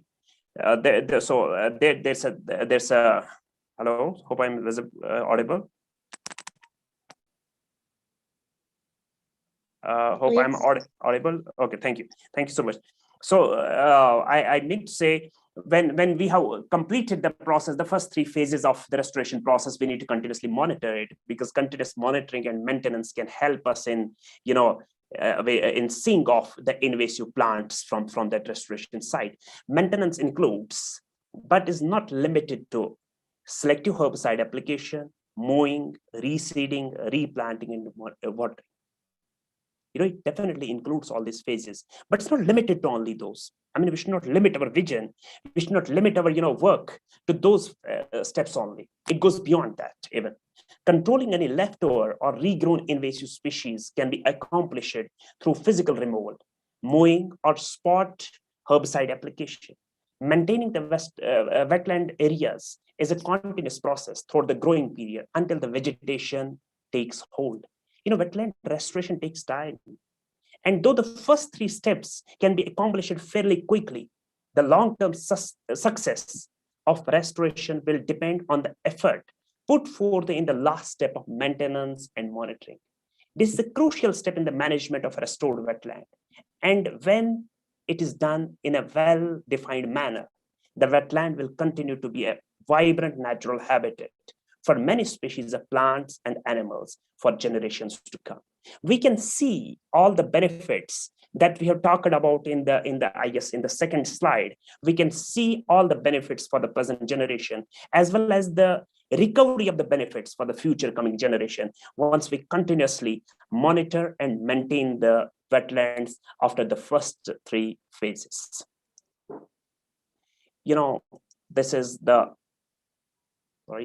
This is the outcome framework. We need to be very cautious about these: the biodiversity maintenance, functional enhancement, and the catchment priority. I mean, when we are talking about, that's what I said, that maintenance includes, but it's not limited to. It includes definitely all the process, that's herbicide application, herbicide, selection, the mowing, the reseeding, replanting, and watering. Definitely it includes that. It doesn't include only those, but besides the inclusion of those, it needs something more. What we need to do more is maintenance of the biodiversity, the functional assessment, and above all the importance is the catchment priority, because it's always the catchment that leads to a disturbance, that leads to a degradation. I mean, we have been seeing, the wetlands ecosystems of the whole world in general, and Kashmir in particular, we have seen them in shambles, and the shambling condition of those wetlands is because we have seen some illegal activities taking place in the catchments. So catchments that provide the greatest opportunities from either a biodiversity maintenance or functional enhancement perspective needs to be taken care of. We need to treat the catchment as well at times for the proper restoration and maintenance of the wetlands, because until we are not able to restore the catchment areas, until we are not able to stop the illegal activities taking place in the catchment areas of the wetlands, we cannot expect some good results even after following the 4-step process of restoration. So we need to take care of these things as well. And for this restoration process, what approach we usually follow? We follow 2 major approaches: regulatory restoration approach and voluntary restoration approach. So the restoration approach or the protection approach can either be regulatory in nature or they can be voluntary in nature. Regulatory restoration, when we talk about, is a component of compensatory mitigation. Regulatory restoration is a component of compensatory mitigation. Results from federal, state, tribal, and local laws and regulations that prohibit conditions or compensate for permitted impacts to existing wetlands. So it's a compensatory mitigation program that results from the federal, state, tribal, and local laws and regulations. But the voluntary restoration refers to activities not covered and required by the statutes or regulations. I mean, voluntary is my work. If I go onto a wetland and start any activity that's responsible for restoration, if I start on my own, if I start a restoration process, so that becomes a voluntary function. But if law makes me duty bound to work for the restoration of the wetland ecosystems or any other type of ecosystem, that's a regulatory framework, that's a regulatory restoration. I mean, there are certain laws which force us to abide by the regulations, to abide by the standards. So whatever that restoration or regulation approach is, we call that as a regulatory approach. But if we do something on our own, on our own intellect, out of our own intentions, good intentions for the environment, for the betterment of the environment, we call those as the voluntary approach. So voluntary restoration refers to activities not required by statutes or regulation. It often includes on-the-ground collaborations between non-profit organizations, local governments, and industry to advance shared interests. Voluntary wetland restoration and protection often emphasizes wetland functionality to best support broader ecosystems and ecosystem services. Many state and tribe programs rely on voluntary restoration and protection activities as a basis for their wetlands program because of this broad focus. Both regulatory and voluntary wetland restoration play an important role in states and tribes' broader implementation of Clean Water Act and Safe Drinking Water Act programs. Whether as a standalone effort or as a complement to a state tribal regulatory program, voluntary restoration and protection efforts help stem the loss and create a gain in natural wetlands and their associated functions. Means by following these approaches, the regulatory approach and voluntary approach, and by following the 4-step sequential process, we can honestly and we can sincerely take the degraded ecosystems approximately near their natural points, and we can see them in a restored condition, and we can see the benefits out of them. But once we start up a process, we must be looking towards the financial requirements and costs as well. See, because the term wetland refers to a diverse range of habitats, it's difficult to give accurate cost estimates because wetlands are not only present in Kashmir, they're not only present in India, they're not only present in Europe, but they are present all over the world. And the conditions all over the world are different. They differ from place to place. So do the cost estimates. Different types of wetlands will require different restorative measures with varying costs and labor requirements. A number of factors which are likely to contribute towards variation in costs, as shown by Tri et al. In 1998, are following are the few. The type of the wetland to be restored. So it depends, the cost estimation depends upon the type of the wetland to be restored. The degree of wetland degradation, and consequent restoration approach. It depends upon the degree of restoration, to what degree we intend to restore it. The land cost, the labor cost, the transportation cost from the seeding source to the planting site, the seedling mortality rate that has to be taken into account, cost of raising specific species in nurseries before plantation, for seeding, scale of post-implementation monitoring operations. These have to be looked into. So clearly indicating that estimating the cost of wetland restoration is very complex and depends on a larger number of factors. So in a nutshell, ecosystems support all human beings and other living beings on the earth. Healthier our ecosystems are, healthier the planet and healthier its people. The UN Decade of Ecosystem Restoration aims to prevent, halt, and reverse the degradation of ecosystems on every continent and in every ocean. It can help us to end poverty, combat climate change, prevent a mass extinction. It will only succeed if everyone plays a part. It's not only my job. It's not only the job of the governments. It's not only the job of the education institutes, but everybody everywhere has to play its part. Has to play its part. So if we pose at the end, if we pose a question to ourselves, we who are a part of this webinar right now, if we pose a question to ourselves, has everyone been a part of the restoration process? The answer to the question is a big no.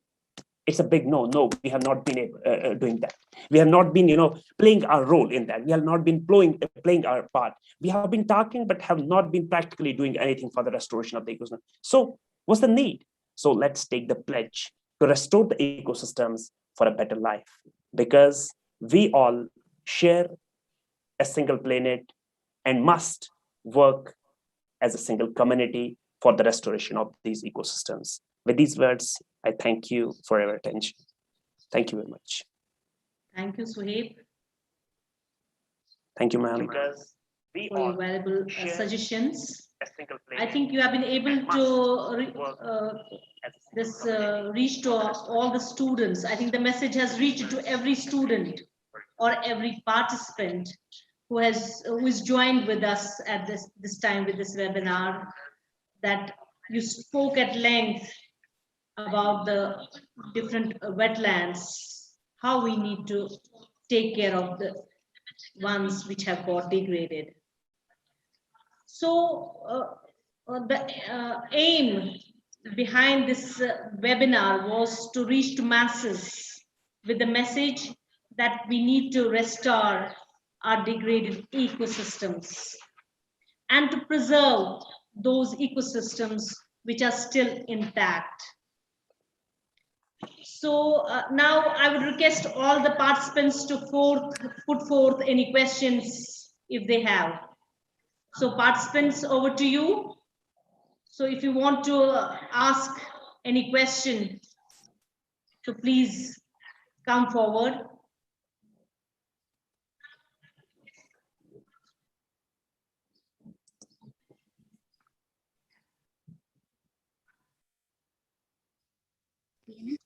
Good afternoon, ma'am. Yes. Ma'am, I have a Dr. question. Suhaib, we have a participant here. Sure. Anybody can ask the question, ma'am, please. Ma'am, sir, I have a question. Yes, sure. Sir, what is restoration in the environment? That's what I guess I answered the question. Restoration, by the word restoration, we actually mean to reach back to the original point. To reach back to the original point. But reaching back to the original point, the initial point of a particular system, is quite almost impossible. So we, by means of restoration, we humans at this point in time mean reaching approximately near the origin. I mean the originating conditions, I mean the natural conditions. Any other question? Okay, sir. Thank you, sir. It's clear now.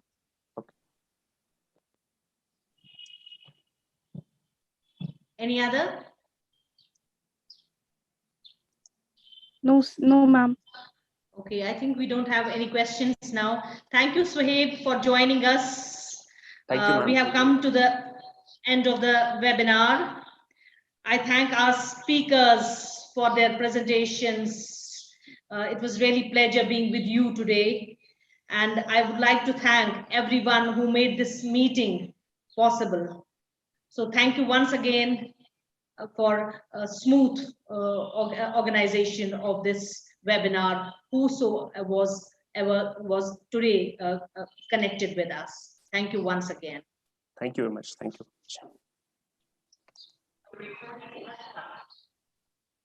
Okay. Over to you.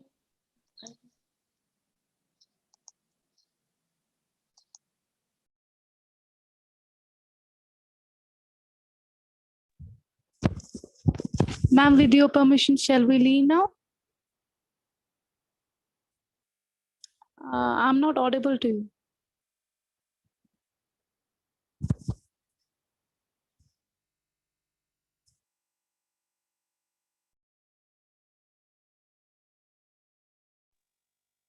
Ma'am, you are not audible to us. Ma'am ने mute रखा है वहां से.